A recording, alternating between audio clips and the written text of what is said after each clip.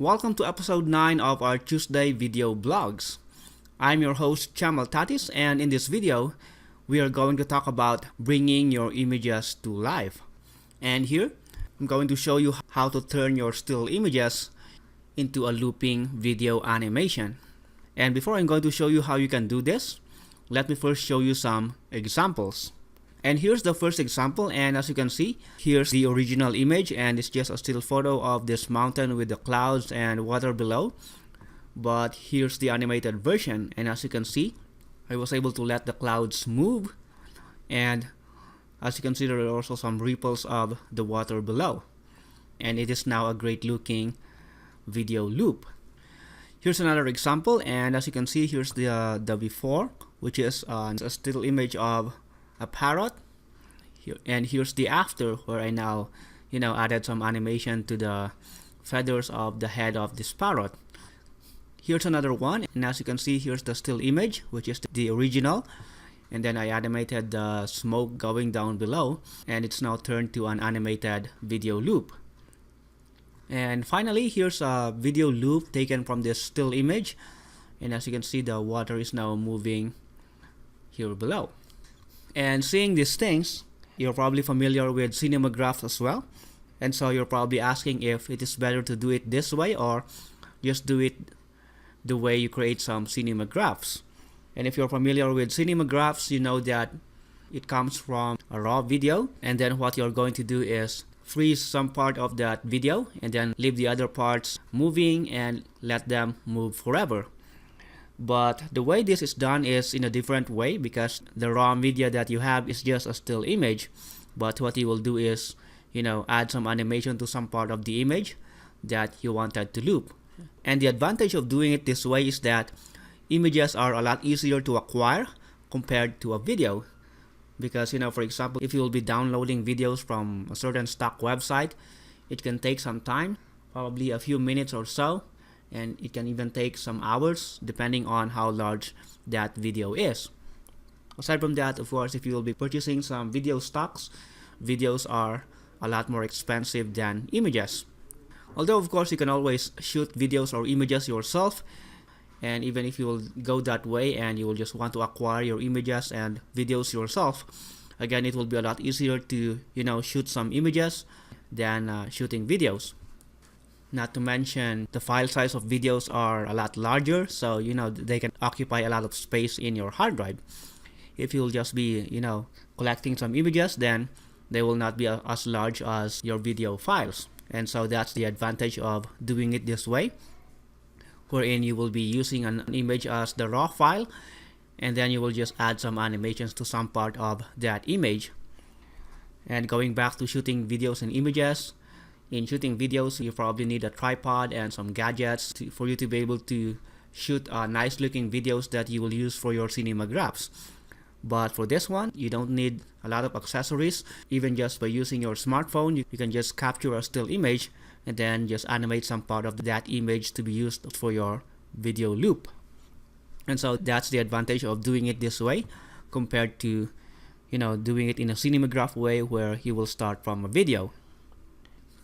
And the next question that you may probably ask is that, do you even need something like this? And there's a lot of uses of these things, and the usage is almost the same with using Cinemagraphs. First of which is that you can use this as your short video ad. And if you remember, in the previous episodes, I talked about the power of short video ads for your business. And one of the examples of short video ads that I added right there are Cinemagraphs and video loops.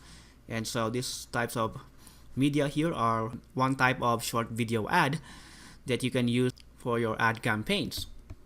And these things are really great because they autoplay in social media places like Facebook and Instagram.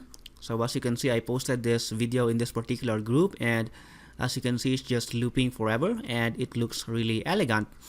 And you can do something like this and probably add some text here and something to promote your product or service, or just some call to action, or maybe some quotes that you may just want to add in your video loop. The same is true with the parrot that I just added right here. As you can see, it loops forever and it's really looking elegant. Aside from that, you can also use your video loops as your cover for your Facebook pages. And in case you're not yet aware of this, you can now actually use videos as your cover for your Facebook pages. And as you can see for my Facebook page right here, I used a looping animation of this cup right here with the smoke right there. And this is something that you can do as well. And so again, if you will be able to add some animation from a still image, you can use that as your cover for your Facebook pages.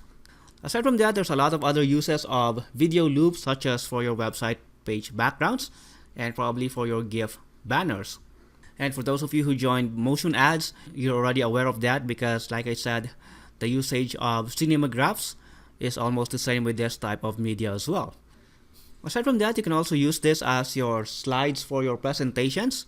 And if we go back to the very first slide here, this is what I exactly did. And as you can see, I used a looping animated GIF as my background in my presentation right here.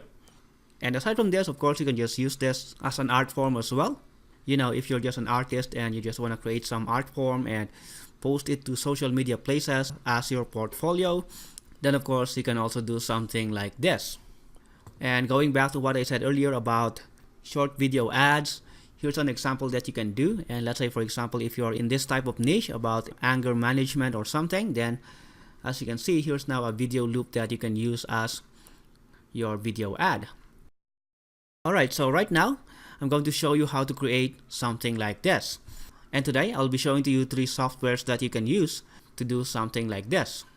First of which is After Effects, together with a plugin called Living Stills that you can purchase from videohive.net. And I already purchased this, and it's the one that I used to create this looping animation right here. The next one is Plotograph, which is probably the pioneer software in creating something like this. I mean, in turning your images into an animation. And the third one is the brand new app called PickAnimate, and it's the one that I used to create this anger management looping animation that I showed you earlier. And so let's talk about each of these one by one, and I'm going to show you the pros and cons in using each of them. So the very first one is After Effects, and of course this is an app for professionals, and unless you're using After Effects and you know how to play around with this app, this is probably not the choice for you. But of course, After Effects is probably the best because there's a lot of things that you can do here, and it comes with a lot of features for creating something like this. But of course, the disadvantage is that it's a lot harder to use and you need a skill set to use an app like this.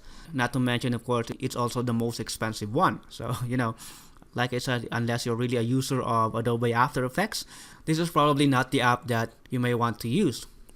But if you're an After Effects user, then I highly recommend purchasing this from videohive.net, and I already did. It costs $28 and it's really good. But again, if you're not an Adobe user, you probably want to check out Plotograph. And like I said earlier, Plotograph is probably the pioneer in doing this, in turning images into a nice looking looping animation.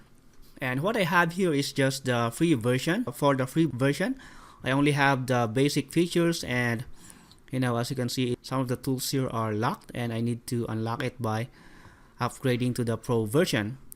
And as you can see, you can unlock the Pro versions for $4.99, almost $5 for only 24 hours. But of course, why will I just unlock the Pro version for that limited amount of time? But if I will really upgrade to the Pro version, then the fee will be $19 per month, which again for me is somewhat expensive. And unless you're really serious in doing something like this, you probably don't want to go that way. And you can still use the free version, but it has just very limited features. Not to mention, when you will export your video loop, there will be a watermark of Photograph together with video loop. And here's a video loop that I created using Photograph. The output is really great, but like I said, since I'm just using a free version, the watermark will be added to my video loops. And if I want to remove that and unlock the Pro tools, then I need to purchase the Pro version, which costs $19 per month. And I don't want to go that way, so I did not upgrade to the Pro version. And so why this is great, it's probably somewhat expensive. And so right now, I want to introduce to you this brand new app called PickAnimate. And honestly speaking, PickAnimate is obviously copied from Photograph, and most of the features here are copied to this app, and whether that is good or bad, I don't know if copying features from one app to the other is something good or bad. I'm not a lawyer and I'm not in a position to say whether that's legal or not. I think unless you will have a patent on something, then anyone can just use that feature. So I don't really know. And of course, for Photograph, that might be bad because, well, these guys copied our software and they did their own, and they might think something like that. But for me as a user, of course, this is a good thing because, they copied the features from Photograph, but I can now use these features in a much lower price because PickAnimate is, I don't know, like $37 or so for just a one-time fee. Compare that to Photograph where you need to keep on paying them $19 per month, which is not so good. And what I like about PickAnimate is that all you have to do is just pay one time and then you're good to go. You can use the software as much as you want.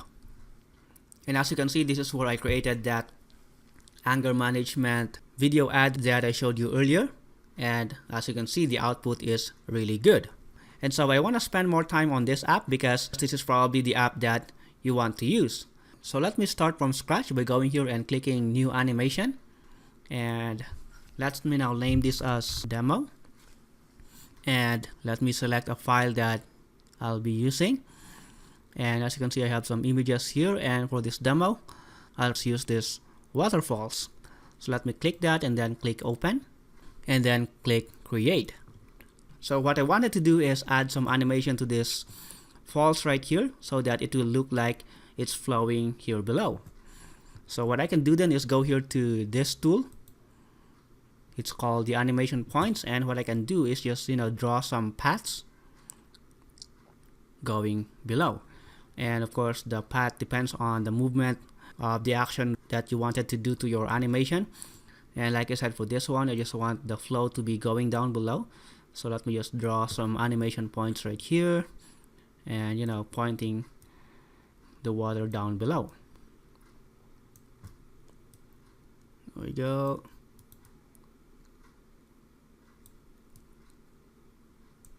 And then here, I also want to add some ripples to the water below the rock because, once the flow is going right there, they should also be moving. So let's just add some more animation points right here. There we go. And in case I made some mistake or there are some points that I want to delete, I can just click this delete point right here. And here's one that I did as a mistake earlier. So let me just click that. And so I already got rid of that animation point. Alright, so the next thing that we can do then is go here to this tool, and I can now choose whether how fast or how slow the animation will be. And I want to make this up to 5 seconds because I want the flow of the water to be somewhat slower. And then we also have some presets right here, but for now let me just use custom. I can also choose any mode, and in my test the infinity looks really nice, so let me just choose that. And then for the FPS, let me just leave that as that. And then let's go here to auto masks, and then here we can choose the part that we want to animate and then mask the part that we don't like to animate. Because if I will not do that, if I will just click play here, as you can see, there's a weird thing going on here because even the rocks are also animating together with the water. So let me just pause this. So what we need to do is mask this rock right here so that it will not animate together with the water. And we can do that by going here, auto mask, and then let me click this one, part to mask. And what I can do is just click and draw here, and then what the software does is that it kind of read the color range of that particular part where I draw that line, and it will just include that part of the image. So let's draw some paths on these spots as well, and then let's do the same thing here. And to finalize our masking, what we can do is use this brush tool, and we can just somewhat increase the diameter and use this to paint on some part that was not included in our masking. So let me just make this somewhat bigger and then paint on these parts that was not chosen.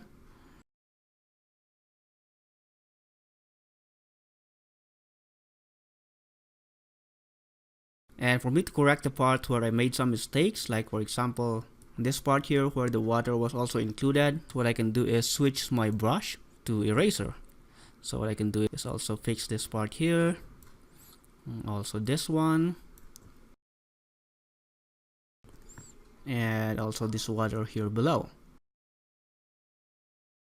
There we go. And of course, if you have some more time, you can go ahead and fix this further and make it really neat. You can use this tool to zoom it in and really spend some time to make the masking a lot more smoothly. But just for the sake of this demo and show you how this works, I think that's good for now. Once that is done, when I will now play this, as you can see, it's only now the water that is animating, and then the rocks are just steady, and so the masking worked pretty well. And the same is true with the flow here below. The ripple is working well, but the problem left here is that, as you can see, the edges between the water and the rock is pretty harsh. And we can fix that by going here to the edge blend tool, and we can go here to background and probably go halfway. And the same is true with the foreground. Let me just click here and then also go halfway. That way, as you can see, the edges are now a lot smoother. And so let's check it out again by playing here. And as you can see, the edges are now somewhat smoother. And like I said, you can spend more time and play around with this and fix these things further, but I just want to show you how these things work, so that's good for now. Alright, so aside from this, there are other things that you can do, such as playing around with the brightness and contrast, although for now we don't have to do that. But the other thing that you can do is add a text by clicking here and then click add, and then you can type something like waterfalls, make that bold. You can change the font if you wanted to, although let me just leave that as that. You can also make the font bigger, and then you can just position this wherever you want. And if you want, you can also add some shadow to make it look even better. And so when we play this, as you can see, we now have a waterfalls with that text over there. And finally, what we can do is crop this image, and let's say I just want to render this as a 720p video. I can then use the crop tool to crop to that size. So let me just click here, and I can choose a custom aspect ratio, and I can add the width and height here, but let me just choose 720p instead. And I can then click and drag here and place the crop wherever I want. And I guess I want to choose the lower part, so let me just drag it up to here, and then probably position the text somewhere here.